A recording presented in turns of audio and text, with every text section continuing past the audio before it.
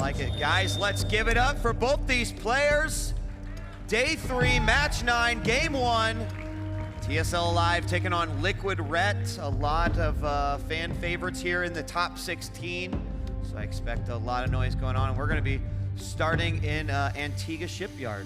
Yeah, and aLive's only dropped one map so far in this tournament, and at the tournament of this skill level, that's pretty impressive. It's a very impressive stat, Apollo. I mean, anytime you're dealing with some of the best talent, not only from North America, but also from Europe, as well as the potential, or all of the talent that's come over from Korea, it's just not going to be an easy accomplishment. To stack on top of that, Apollo, the fact that if you lose a best of 3 at this point, up until when, of course, the format switches to best of 5, you're out. And so we've got aLive here. If you want to see this guy move on to the round of 6, or the round of 8, excuse me, he is our purple Terran spawning in the west here. Give it up for TSL aLive.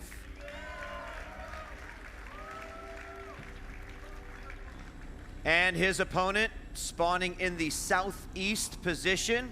He is a former Brood War pro, one of the few foreigners that actually did make his way into the Korean scene. He goes by Liquid Ret. Give it up. And I was looking at the round of 16. There's only 3 Protoss left in the round of 16. You know, Protoss have been struggling in every single tournament recently. And if you think about the other side of that coin too, is that a lot of these players now have been playing a lot of Terran versus Zerg, Zerg versus Terran, so they're actually getting the practice in. And Ret did go 2-0 versus Strelok within the group stage. He did lose 0-2 versus Ryung though, a Korean Terran. But then he came, like mentioned before, in the round of 32 where he did beat Muslim quite convincingly. And on the other hand, we did have aLive beat Stefano 2-0. Stefano we saw earlier, and then he also beat HeyPro 2-0. So both these guys beating the respective races quite hard here so far. Yeah, and you know, aLive beating Stefano is actually a really interesting matchup if you guys did see that. Now, the first game was kind of interesting because Stefano, not having as much experience on Zelnaga Fortress, was sort of caught into a Terran strategy that is pretty typical, where he attacks with a fair amount of tanks and Marines on the low grounds, and Stefano, frankly, could not deal with it. Now, whether that was enough that it kind of threw Stefano off his game, I don't know, but the second game did go to him very, very easily. So I feel like, as far as aLive is concerned, this is a matchup that he is very, very comfortable with. But you have to imagine that every single Zerg is starting to develop their own strategies for how they deal with the many, many faces of the Terran force. So I'm very excited. As I mentioned earlier, TVZ is certainly my favorite matchup, Apollo, and we're going to have quite a few of those here tonight. Yeah, it's really fun. It's really a gentle matchup. Every unit is very, very soft with the hit points. They die so fast, and so far we've had Ret with 15 hatch, 16 spawning pool. Always loves that latest spawning pool. And on the other hand, we do have that barracks on the low ground, so going to be able to put a bit of pressure on straight away. So Ret is going to have to pull off, well, he's pulling off quite a lot of drones because he hasn't actually scouted the gas, he hasn't scouted the barracks on the front, so he actually doesn't know if this is 1 or 2 barracks. So he's pulling off a lot more than needed, which gives aLive just that little bit of an economy advantage so far in this game. Here comes that first Marine up the ramp too. He's going to try to go after that bunker. 2 more SCVs going in. 1 does go down, and the drones may focus their fire back on the Marine now. Going to move back, and we'll see the cancellation of the bunker. Is he going to put down a spine crawler though? A lot of times we'll still see that go down. It's not over yet, but it does look like aLive is making the decision as the first lings come out to go ahead and take it back home. At this point, it is over. You already see that the barracks has gone ahead and lifted from the outside into the inside,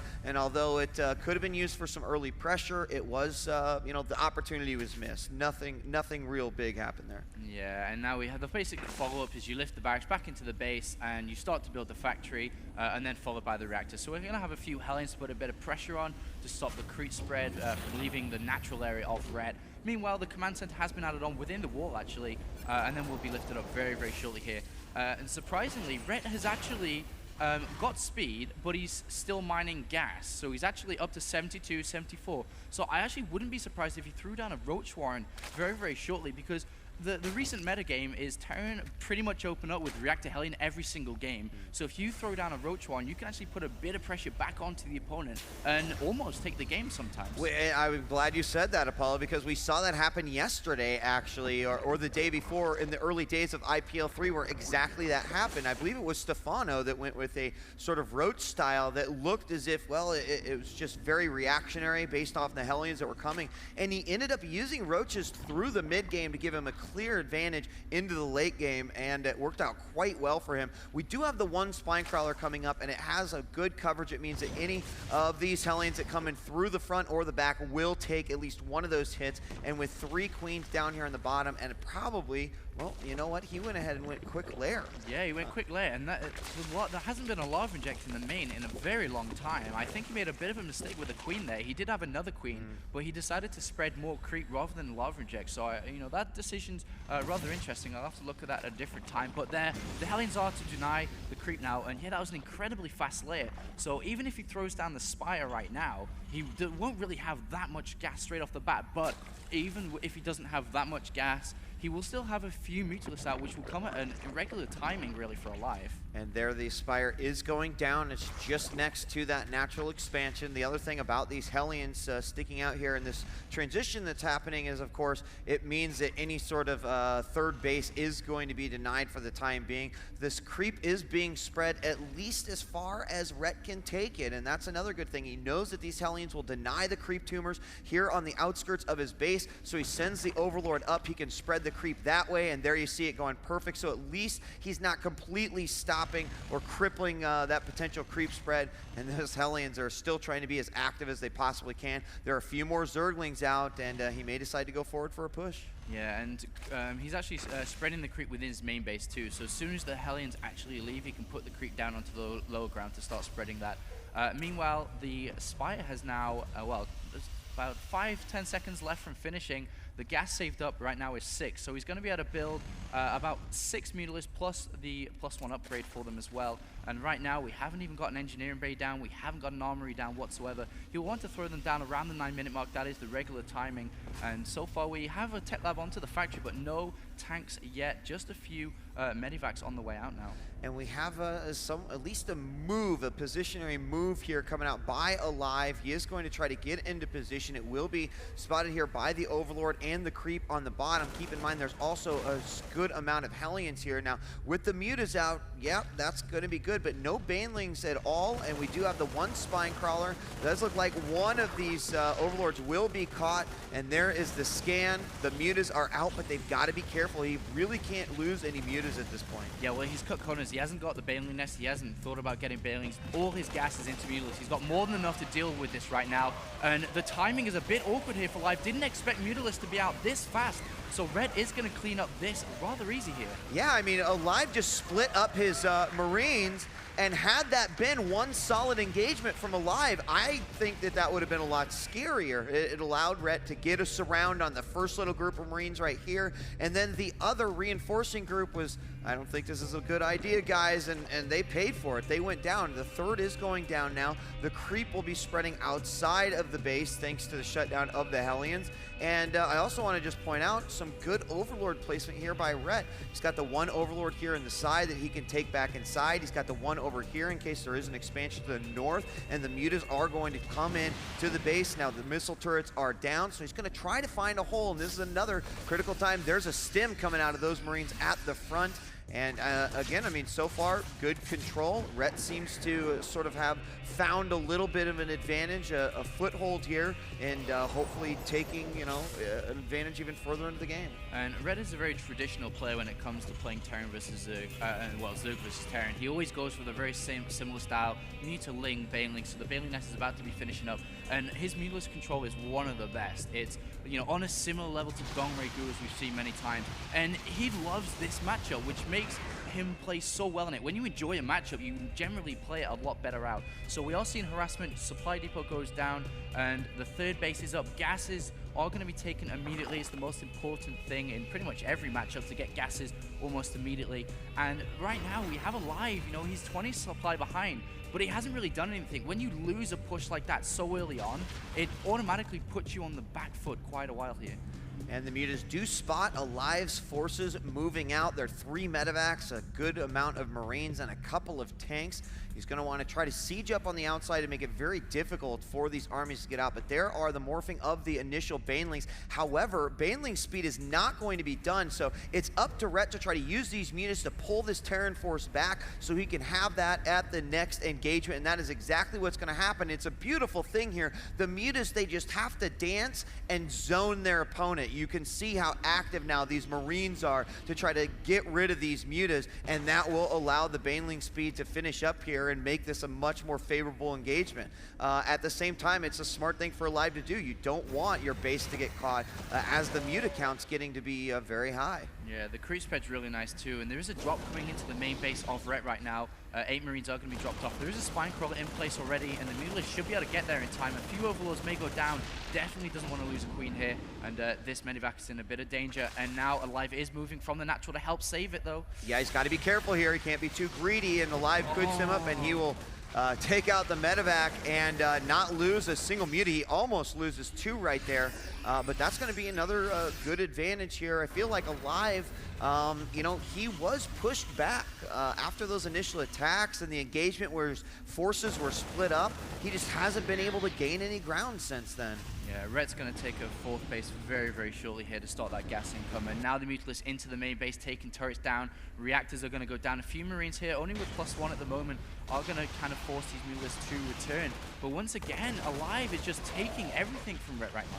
Yeah, I feel like aLive is being very, very liberal, I guess, with the amount of units that he's setting out, or rather more conservative, because he's splitting himself up. There a Muta does get caught, and these Mutas are dancing all around here. He'll stop before some more missile turrets go down, and SCVs flying. I mean, he's really, really splitting aLive up quite a bit here. He's going to try to go to the outside. Another force has split these 2 up, and I mean, so far, Rhett is really controlling this game quite nicely. And the SimCity, to be honest, of aLive is not that good either, because it's really filtering those Marines down one side. It's really hard for him to actually get back to defend. And look at all these links on the left-hand side. I don't know quite what they're doing over there. But at the same time, Rhett just keeps wearing his opponent down, down, and down. And aLive's army is just not that big.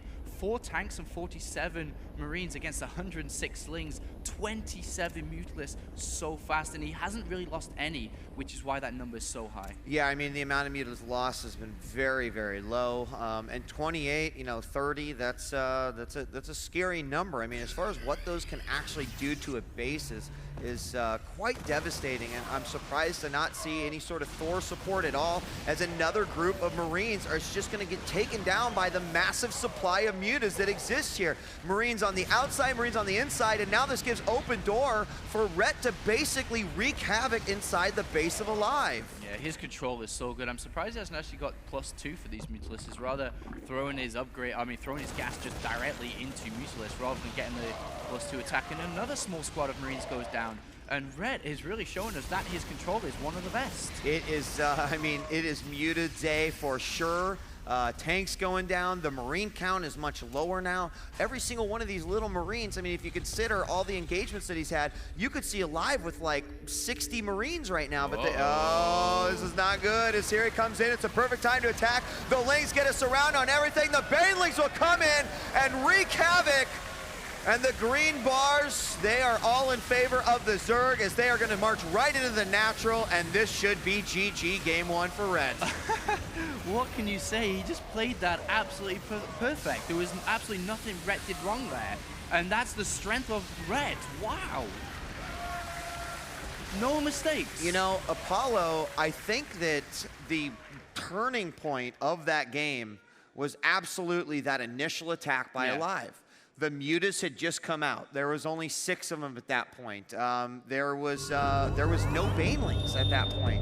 And it was one of those situations where, because the forces of aLive were split up, it was an easy one engagement for Rhett. And from that point, it just seemed like, you know, aLive could never regain his balance, and he just kind of fell over. Well, the way the matchup works, it's a bit like Dota. There's just waves and waves of Terran armies over and over and over, and as soon as you break one down, it's like, okay, I've got like 5 minutes to do whatever I want.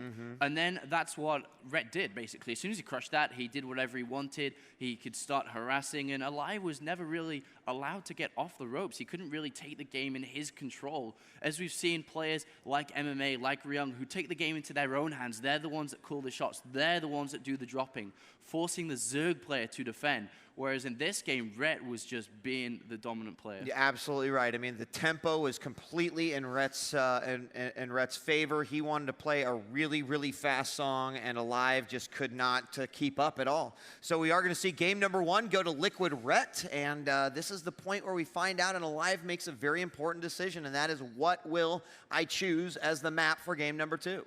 Yeah, and a $1,000 win just in the best of 3 as well, just like the round of 32. So a lot on this game, and I'm thinking that a lot of these Korean Terran players against Zerg have been choosing big maps, actually, which is rather surprising because you'd think, like, well, that's pretty good for a Zerg, no? But they actually like to embrace the macro side of things. You know, they like to choose Karas, as they know Zerg players like to go fast hatchery pretty much every game now. So they go fast command center as well, which makes their mid-game timing pushes or even their third base timing pushes a lot stronger than they would regularly. Yeah, much, much stronger. Of course, there are going to be certain maps that meet that criterion, which Rhett will be okay if he plays a similar style to what he played right there. You know, the other thing too, and something that we actually saw demonstrated throughout this competition, is that these larger maps are becoming the perfect breeding ground for burrowed banelings, and even earlier Boxer became sort of the victim of just that, where he dominated a game, and as a result of some burrowed banelings, it's like that was